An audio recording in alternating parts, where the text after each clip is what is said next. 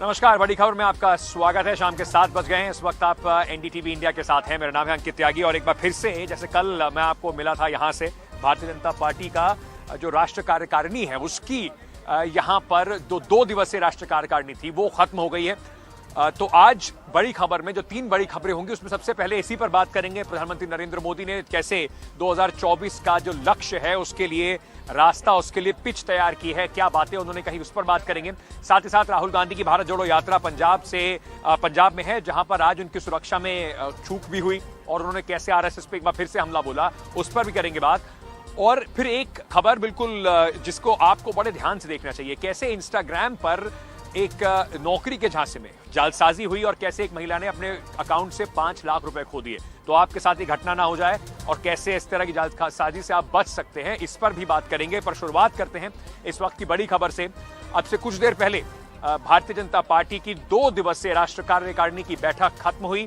प्रधानमंत्री के संबोधन के बाद ये बैठक खत्म हुई और इस संबोधन में नरेंद्र मोदी ने 2024 के लिए भारतीय जनता पार्टी की जो राह है, दिशा है, उसको बिल्कुल साफ कर दिया। प्रधानमंत्री ने कहा कि 400 दिन बचे हैं और भारतीय जनता पार्टी के कार्यकर्ताओं को आगे बढ़कर हर तरफ लोगों से बातचीत करनी चाहिए, उनसे मिलना चाहिए।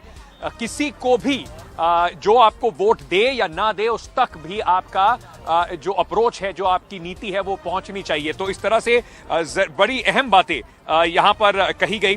जो आज जिस तरीके से पूरा ये आज राष्ट्रीय कार्यकारिणी की बैठक खत्म हुई। बैठक खत्म होने के बाद देवेंद्र फडणवीस पहुंचे थे प्रधानमंत्री के भाषण के बारे में बताने के लिए, क्या क्या प्रधानमंत्री ने कहा। तो कुछ प्रमुख बातें आपको बता देते हैं। प्रधानमंत्री ने कहा कि भारत का सर्वोत्तम काल आ रहा है। साथ ही साथ उन्होंने ये भी कहा कि मेहनत में हमें पीछे नहीं रहना चाहिए, बीजेपी को कदम मिलाकर चलना होगा। और ये जो जिस तरह के बयान आते रहते हैं और जिसके लेकर पार्टी के ऊपर कई बार घेरा जाता है, चाहे साध्वी प्रज्ञा हो, चाहे और कुछ नेता हो, उस पर शायद निशाना साधते हुए प्रधानमंत्री ने कहा कि समाज के सभी अंगों के साथ रिश्ता जोड़ना होगा, सिर्फ वोट के लिए काम मत कीजिए। प्राथमिक सदस्यों का सम्मेलन करें, जो संकल्प करता है वो इतिहास रचता है। और उन्होंने ये भी कहा कि बीजेपी को संकल्प करना है कि और इतिहास भी रचना है। इसी पर जब देवेंद्र फडणवीस यहां पर पहुंचे और उन्होंने बताया कि प्रधानमंत्री नरेंद्र मोदी ने क्या क्या बातें कही हैं, तो कहीं ना कहीं एक कोशिश दिखाई पड़ी कि प्रधानमंत्री को एक बहुत बड़े विश्व स्तर के नेता, एक स्टेट्समैन के तौर पे पेश किया जाए। चुनावों से ज्यादा उन्हें जोड़ के ना देखा जाए। बीजेपी की इलेक्शन मशीनरी की जो बात होती है उससे प्रधानमंत्री को अलग करके एक बड़े स्टेट्समैन के तौर पर, एक बड़े लीडर के तौर पर पेश किया जाए। पहले आपको सुनवाते हैं कि देवेंद्र फडणवीस ने इस पर क्या कहा। केवल वोट की चिंता मत कीजिए, वोट के लिए ये सारी चीजें मत कीजिए। हमें देश और समाज को बदलना है, ये हमारा कर्तव्य है। कोई वोट दे या न दे, अगर हम इस सामाजिक काम को आगे करते जाएंगे, लोगों को जोड़ते जाएंगे, तो लोग हमारे साथ जुड़ेंगे। इसलिए कोरी राजनीति का विचार न करते हुए हम समाज नीति को लेकर किस प्रकार से अपने देश के इस अमृत काल को नए रूप से परिभाषित कर पाए, इसकी ओर भारतीय जनता पार्टी ज्यादा ध्यान दे।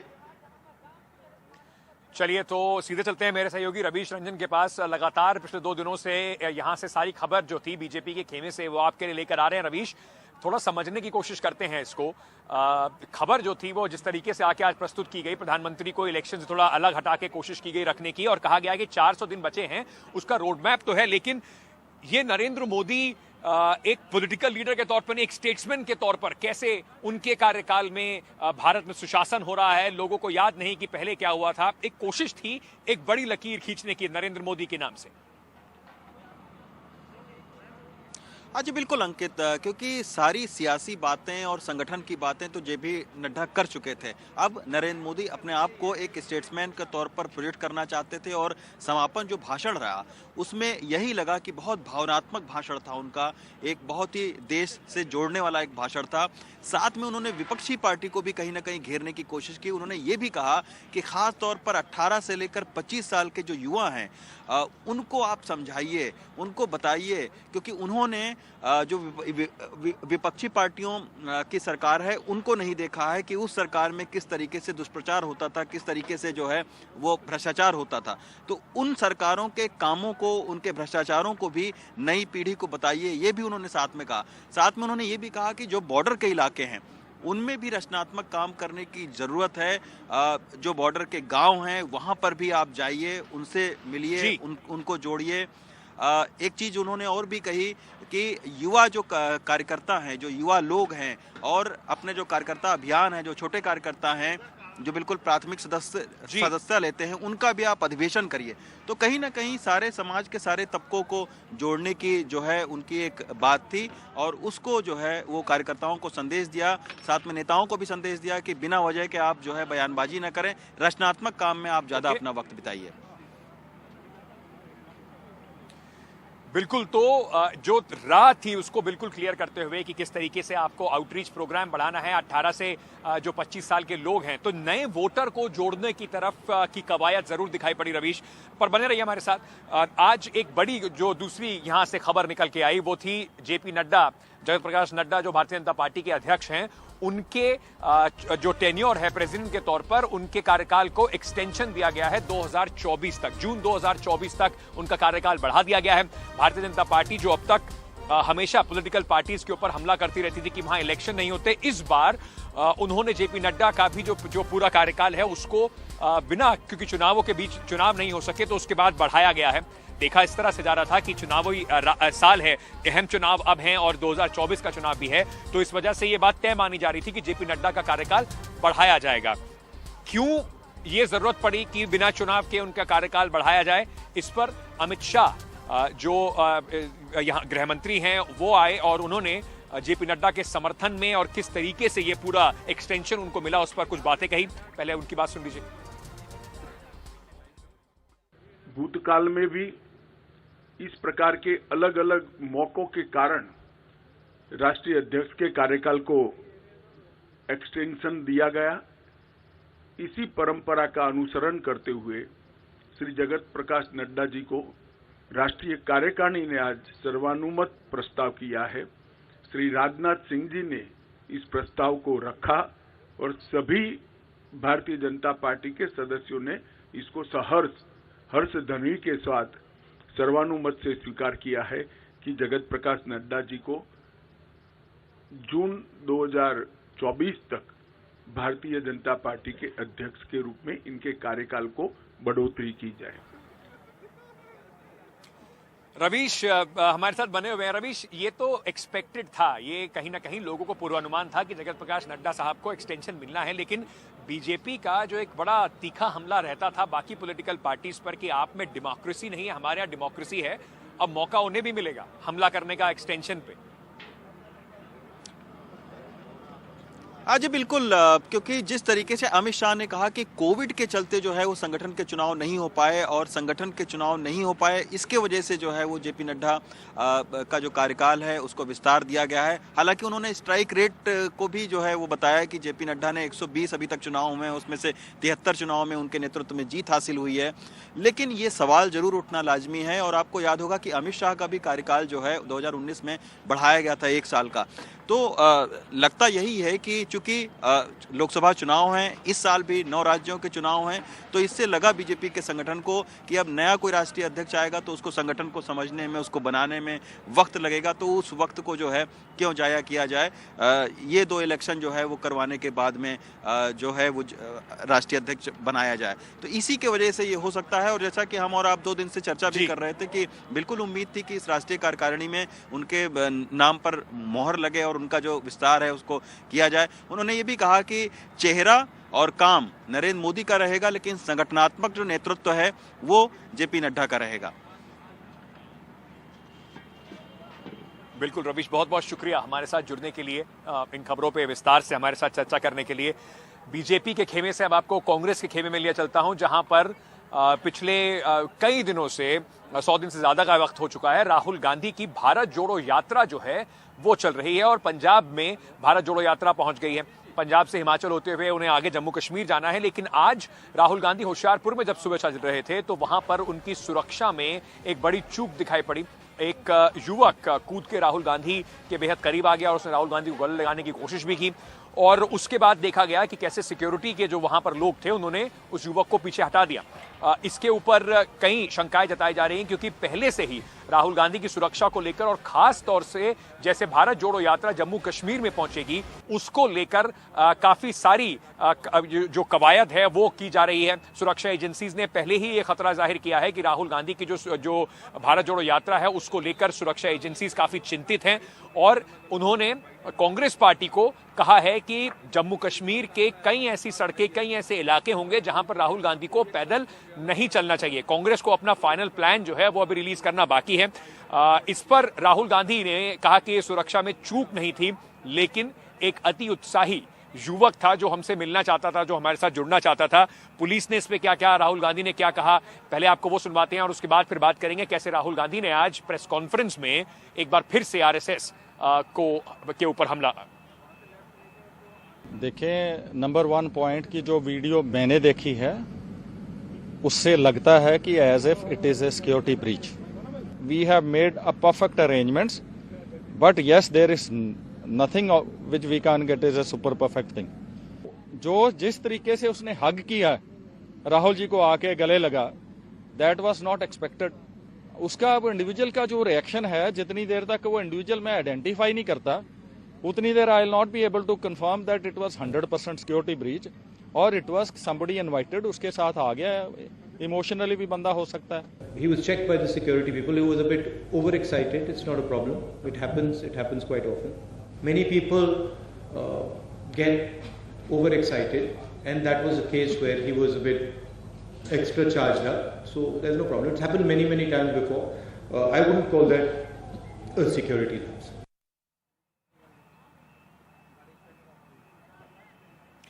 इसी वक्त ये राहुल गांधी जिस तरीके से बता रहे थे कि कैसे सिक्योरिटी ब्रीच नहीं है, अति उत्साही युवक था, लेकिन आज की राहुल गांधी की एक और प्रेस कॉन्फ्रेंस हुई और उस पर उन्होंने आरएसएस पे एक बार फिर से हमला बोला, विचारधारा की बात करी और वहीं जब उनसे सवाल पूछा गया कि क्या अपने चचेरे भाई वरुण गांधी को वापस कांग्रेस में लेंगे या उनके साथ आना चाहेंगे, उस पर राहुल गांधी ने क्या कहा ये भी आपको सुनाते हैं।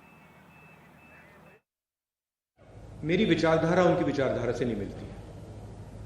मेरी विचारधारा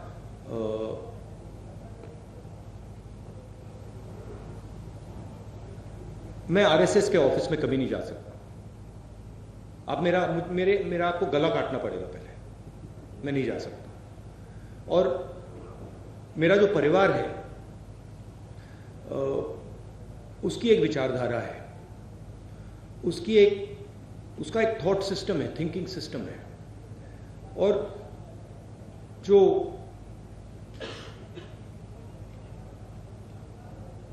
वरुण है उन्होंने एक समय, शायद आज भी, उस विचारधारा को अपनाया और उस विचारधारा को अपना बनाया, तो मैं उस बात को एक्सेप्ट नहीं कर सकता। मैं जरूर प्यार से मिल सकता हूं, गले लग सकता हूं, मगर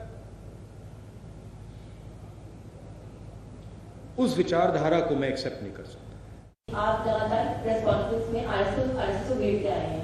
आरएसएस द्वारा मोहन भागवत ने बयान किया 2019 के चुनाव से पहले, उन्होंने कहा कि भगवा ही हमारी पहचान है। तो इस बयान को आप किस तरह से लेते हैं? नहीं, जैसे मैंने कहा, जो हिंदू धर्म में लिखा है वो नहीं करते हैं, वो कुछ और करते हैं। क्योंकि हिंदू धर्म में ये नहीं लिखा है कि लोगों को धमकाना चाहिए, डराना चाहिए, मारना चाहिए। हिंदू धर्म में ये नहीं लिखा। तो जो भी रंग अपनाना चाहते हैं अपना सकते हैं, बट जो हिंदू धर्म में लिखा है, और मैंने पढ़ा है, काफी पढ़ा है, वो ये नहीं करते हैं। तो ये राहुल गांधी की प्रेस कॉन्फ्रेंस थी। इसके बाद हिमाचल से होते हुए जम्मू कश्मीर पहुंचेगी भारत जोड़ो यात्रा। एक छोटा सा ब्रेक ले रहे हैं इस वक्त और ब्रेक के बाद आपको बताएंगे कि कैसे एक महिला 5 लाख रुपए की ठगी का शिकार हुई इंस्टाग्राम के जरिए और कैसे आप इस तरीके के फ्रॉड से बच सकते हैं। तो बने रहिए हमारे साथ, ये महत्वपूर्ण खबर लेके वापस आ रहे हैं बड़ी खबर में छोटे से ब्रेक के बाद।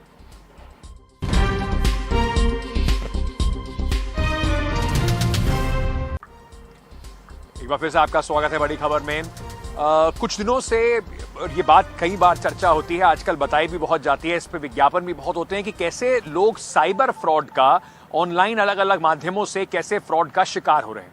ऐसी एक घटना ठाणे में रहने वाली एक महिला के साथ हुई, जिसको एक फेक जॉब ऑफर के जरिए इंस्टाग्राम पर 5 लाख रुपए उसके अकाउंट से साफ कर दिए गए।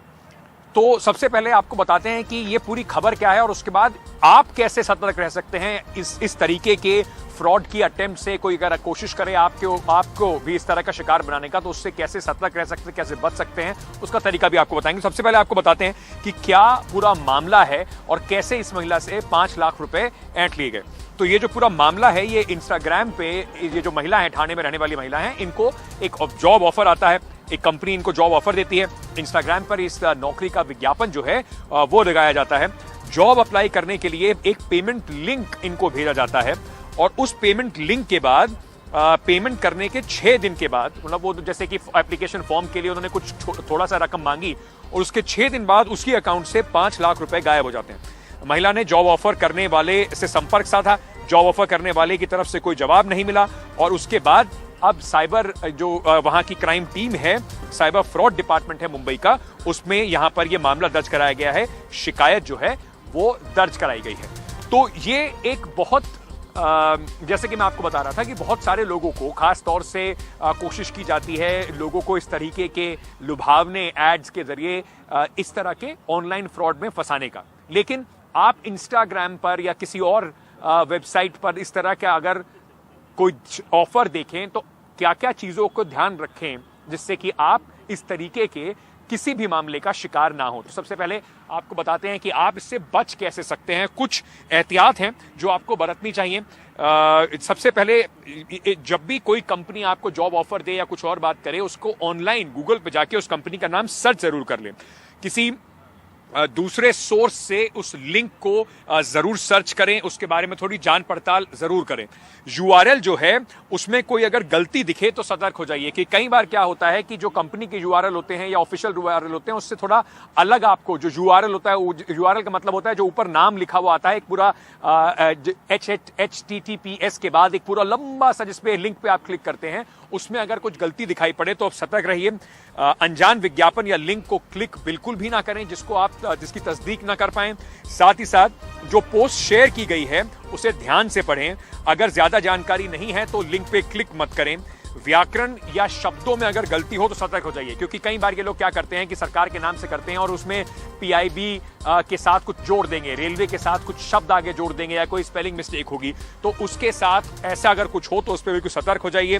बहुत ज्यादा अगर कोई आपको कहता है कि नौकरी है और इसमें सीधे आपको पहली बार में ही लाखों रुपए की सैलरी मिलेगी, बहुत ज्यादा सैलरी ऑफर हो, तो समझ लीजिए कि कहीं ना कहीं जालसाजी की तरफ ही आपको लेके जा रहा है।